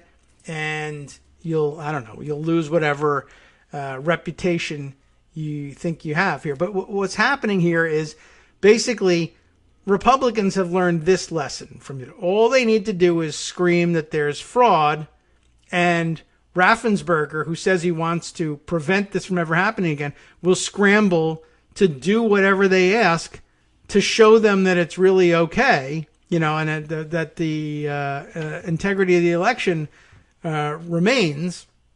But they basically can delay in perpetuity by simply demanding more and more recounts or different kinds of checks and audits, and you're willing to do it, as opposed to saying, no more of it.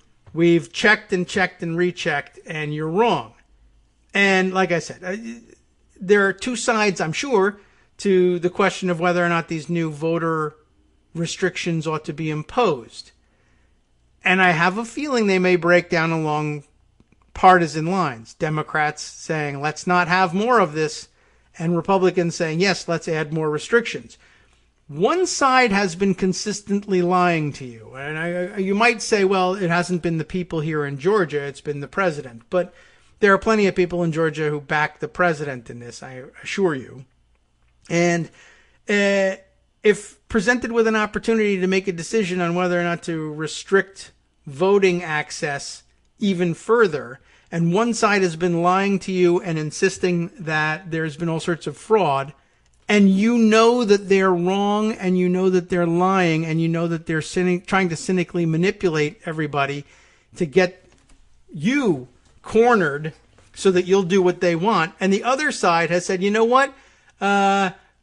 Everything has been fine. And in fact, you should probably loosen these restrictions, because the restrictions that are in place give no indication of finding or stopping any fraud as it is. When is the side that has been right in all this, and whose claims you have verified as Secretary of State, when did they get to dictate how elections will be conducted? Apparently never, because that's just not the way it works in the world. And it's always knuckle under to the loudmouth Republicans and do nothing for the people who tell you how it is and tell the truth about the situation. Anyway, let's see. Here's a PBS article about, I guess, similar efforts here. Georgia GOP seeks mail-in ballot changes despite no evidence of systemic fraud. I like the headline there. After weathering criticism for certifying President Donald Trump's narrow election loss to Democrat Joe Biden, Republican officials in Georgia are proposing additional requirements for the state's vote-by-mail process despite no evidence of systemic fraud or irregularities. So now what's the justification for any of this, right? 2 state Senate committees held hearings Thursday to begin a review of Georgia's voting laws. Republicans are zeroing in on a plan to require a photo ID for ballots cast by mail. I guess now you have to Xerox your license and put it in there, which is not at all dangerous, right? Republicans are zeroing in on a plan to require photo ID. Voting rights activists and Democrats argue that the change isn't necessary and would disenfranchise voters. I mean, bottom line, you didn't require photo ID for casting ballots by mail this time. Mr. Secretary of State, how much fraud did you find in the vote by mail? I'm not asking as the president. I'm asking as a Democrat. And the answer is 0 or near 0. Even when they did the signature audit, they found what? One woman who had signed for her husband on her husband's ballot, though the husband says he cast the ballot. She saw the signature was missing, I guess, and added it. And one person who signed the wrong part of the envelope. So virtually nothing.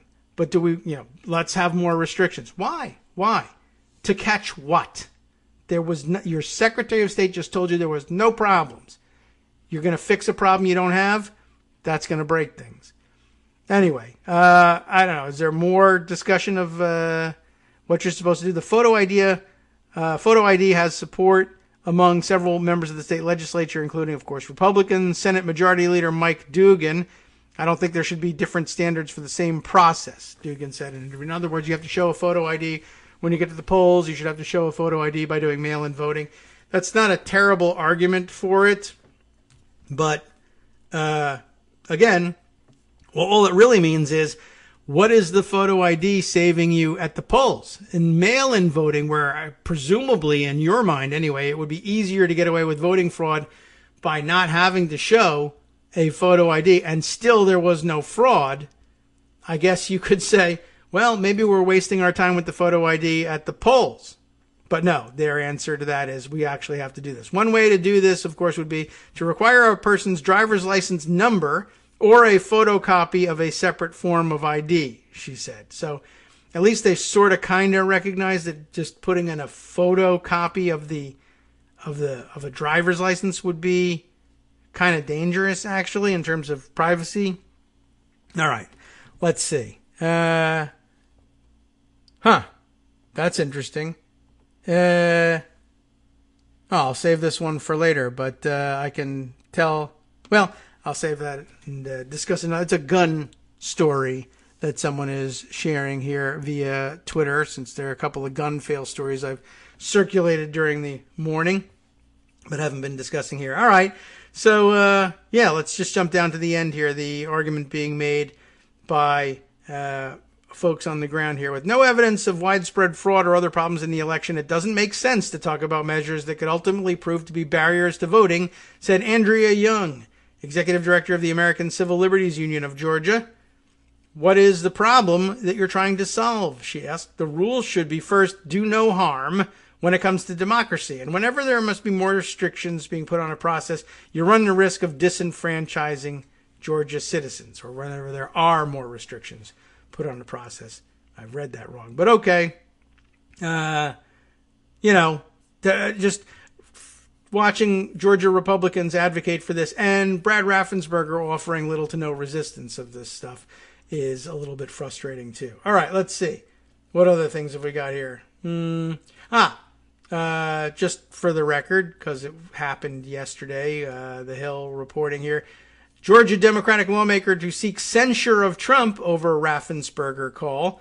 It's Hank Johnson from DeKalb County, Georgia, who's tweeted that the president's remarks to Brad Raffensperger in an audio reported by Washington Post earlier Sunday constituted a violation of state and federal law. Tomorrow, he said, which is today now, I will introduce a resolution of censure. Trump should resign now, Johnson tweeted, and if the tweet would do it, I'd be happy. Or this, if I thought the censure resolution would do anything, I'd be happy. I'm happy to vote for it, that's fine.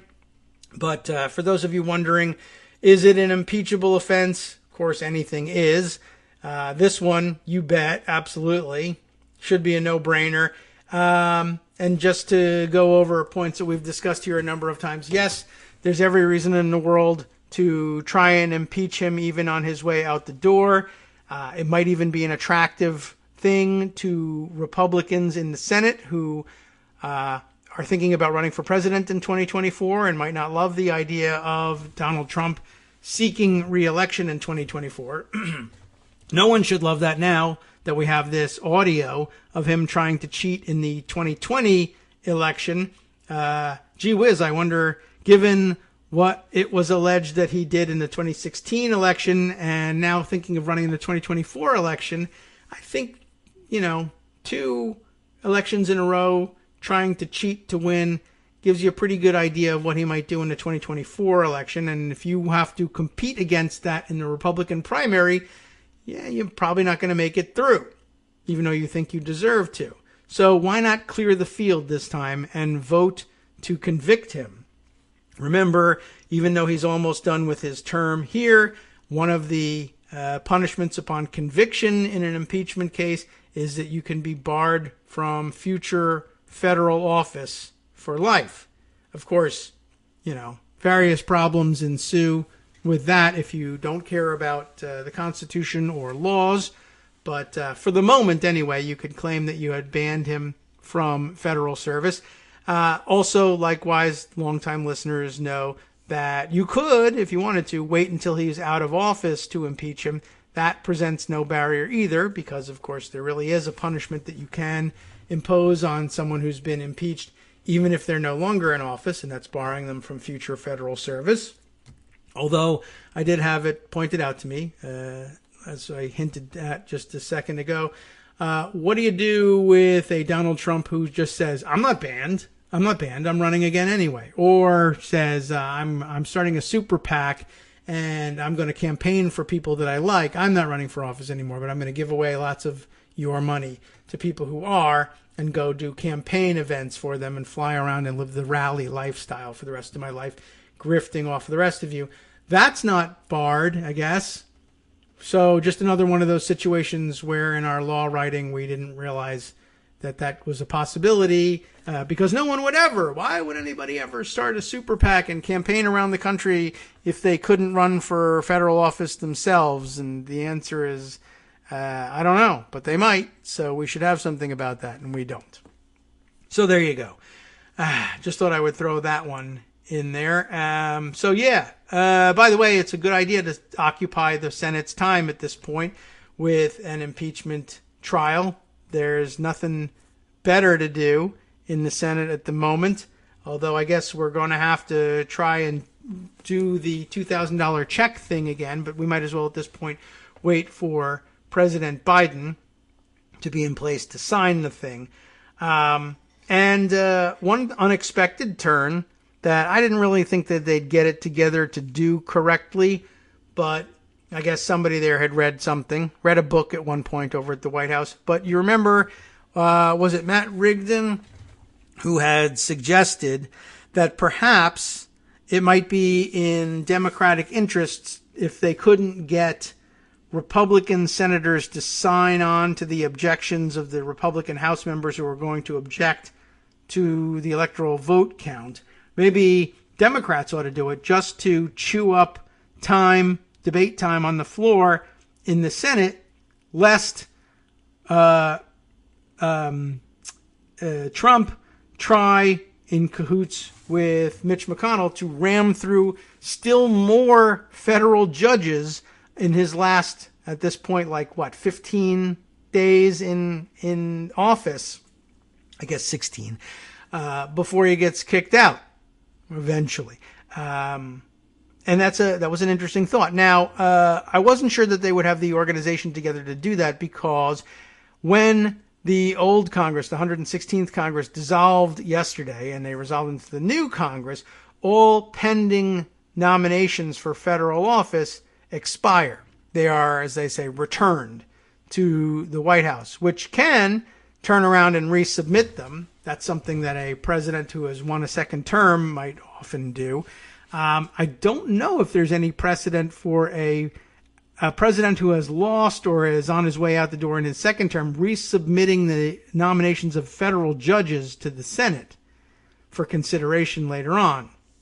And I imagine, you know what, I'm not even 100% certain, but I imagine the power resides, I think the White House, the president currently has the option of withdrawing his own, nominations. And I guess President Biden, as executor of this new office, can undo and withdraw prior presidential nominations, even though he wasn't the president that made them. So I assume that doesn't mean that all those nominations are left behind for Mitch McConnell to try to ram through, even once Trump is out of office. But I don't know that that's the case.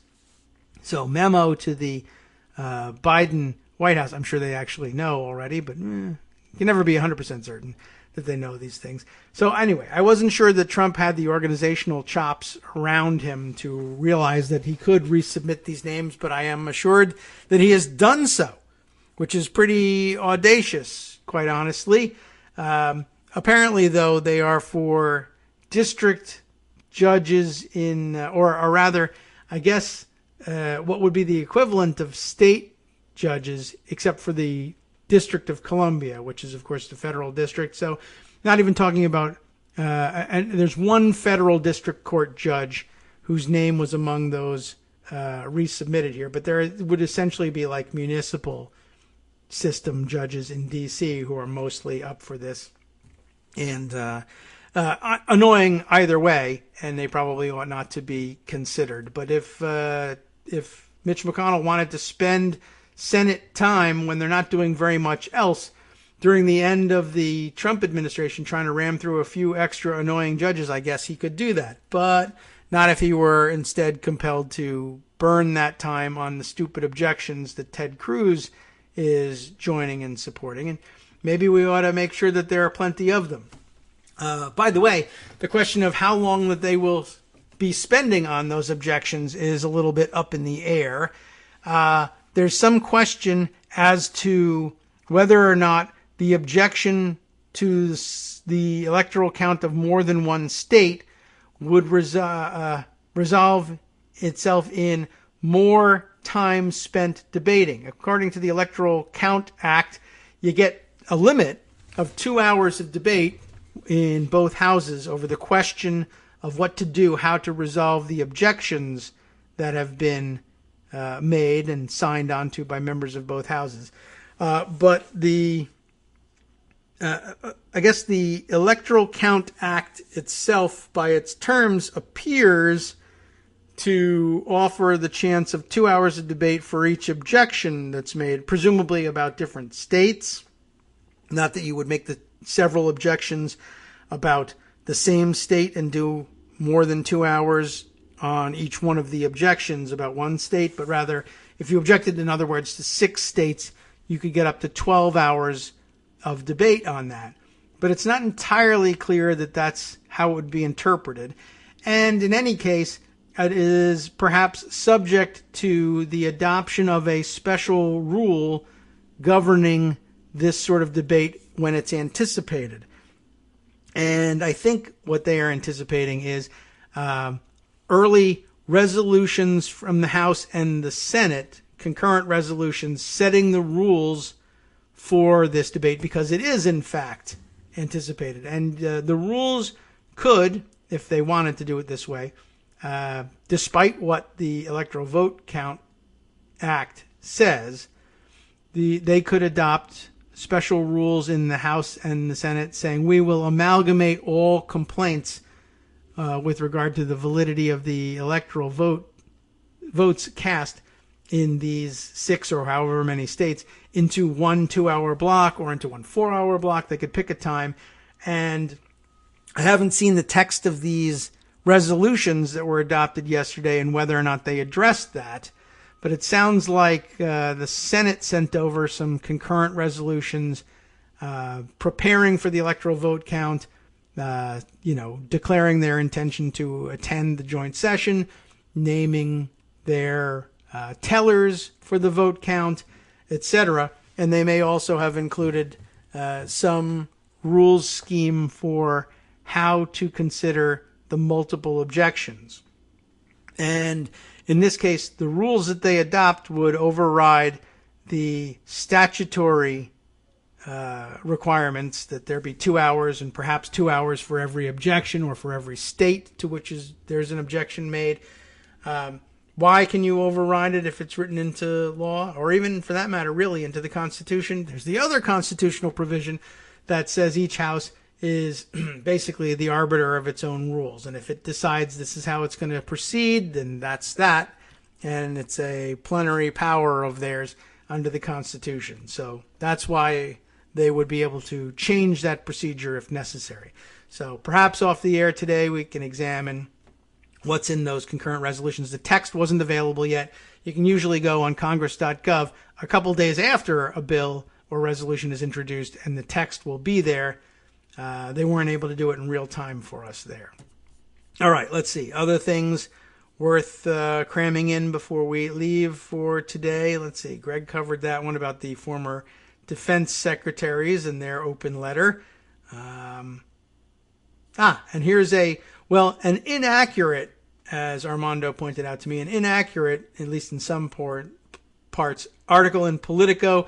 Congress adopts rules governing January 6th electoral vote count. Trump allies had mounted a legal effort to block those rules in a bid to overturn the 2020 election.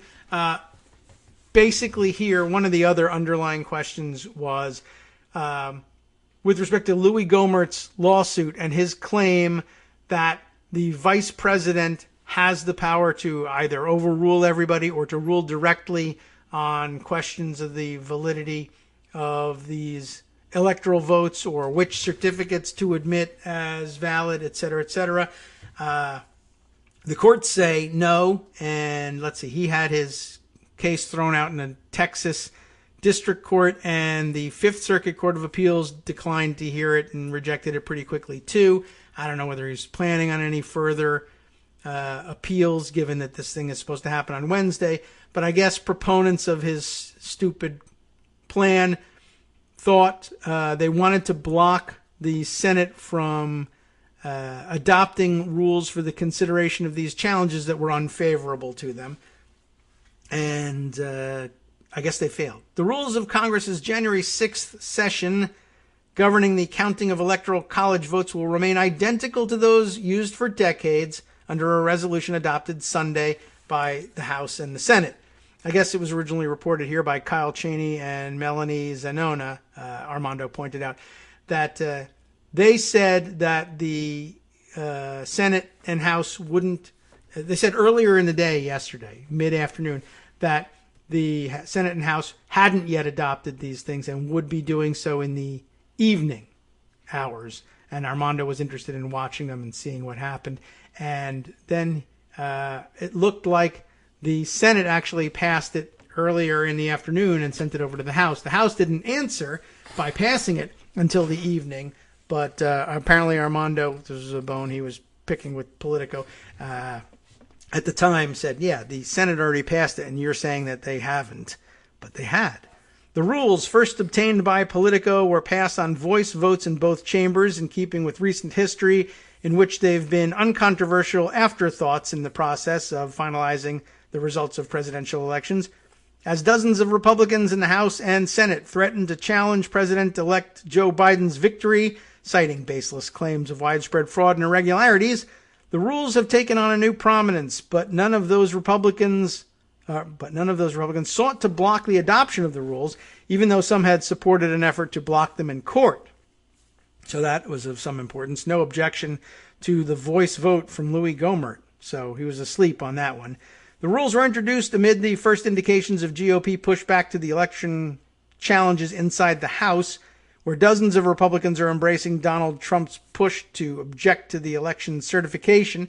A group of 7 House Republicans, including Freedom Caucus members such as Ken Buck, who originally employed Jenna Ellis, remember, and Chip Roy, who made his objection yesterday, as well as Representatives-elect Nancy Mace of South Carolina and Libertarian Representative Thomas Massey of Kentucky, who is a Republican, of course, put out a rare and lengthy statement Sunday afternoon opposing the effort to challenge the election. The statement was also signed by Representatives Kelly Armstrong, Republican of North Dakota, Mike Gallagher of Wisconsin, and Tom McClintock of California, all Republicans. They argue that the Constitution makes clear that states, not Congress, are responsible for selecting electors, though they said they are outraged at the significant abuses in our election system. We must respect the state's authority here, the lawmakers wrote in their statement, obtained by Politico. Though doing so may frustrate our immediate political objectives, we have sworn an oath to promote the Constitution above our policy goals. We must count the electoral votes submitted by the states. And Roy went further on Sunday evening, forcing a vote on whether to allow Speaker Nancy Pelosi to seat the House members in the states Trump is challenging. The move forced Republicans on the record, validating the results of the House elections that occurred on the same ballots that resulted in Biden's win in November. The result was 371-2 in favor of seating all the members. A handful of Senate Republicans have come out forcefully against Trump-driven challenges as well, in addition to Senators Ben Sasse, Mitt Romney, and Pat Toomey, who forcefully rebuked those mounting challenges. Senators Susan Collins, very concerned, I'm sure, and Roger Wicker indicated Sunday that they would oppose challenges as well. Gee whiz. The Washington Post also revealed Sunday that Trump, a day earlier, called Georgia's Secretary of State, you know all about that story, and pressured him to find, quote-unquote, find enough votes to reverse Biden's win in the state. Some Trump allies have sought to throw out the procedures altogether. They've hoped to empower Vice President Mike Pence, who will preside over the session, to unilaterally reject Biden's electors. It's unclear if those members will attempt to object to or change the rules when they come to the House and Senate floor Sunday evening. Well, now we know that they didn't. Louis Gohmert last week sued Pence in an effort to have the procedures thrown out, but he was unceremoniously dismissed by 2 federal courts. Okay, so there you go. I think you know the background of what it is they're trying to do, but there you have it. They've slept on their ability to object to the adoption of rules that would basically preclude what they were trying to do because they really don't understand procedure or how it works, so they just want to prostrate themselves and become martyrs and say, oh, they ran roughshod over me, there's nothing I could do. And, well, that's one way out anyhow. So there you go. I think that leaves us up to date here. Oh, yes, one other thing I need to sneak in just because it's ridiculous and an outrage. Trump announces that he is ready to give Devin Nunes and apparently Jim Jordan as well the Presidential Medal of Freedom because wearing jackets is apparently, I don't know, something against freedom. Well, we'll find out. The thing has been irreparably damaged, and I guess we just sort of abolish the thing afterwards and start over with a new medal, maybe under the Biden administration. Stay tuned for Justice Putnam and the West Coast Cookbook and Speakeasy next. From networksradio.com, you have been listening to Kagro in the Morning with David Waldman. Well, guess what? Of course, Justice will be talking about Trump being caught on tape trying to steal the election. Sure. What else? Well, as we mentioned earlier, the national suicide bomber. Well, guess what? He sent materials which espoused his viewpoints to several acquaintances throughout the country, so I guess we'll get a peek at what he was up to. All of that and more from around the country and around the world next.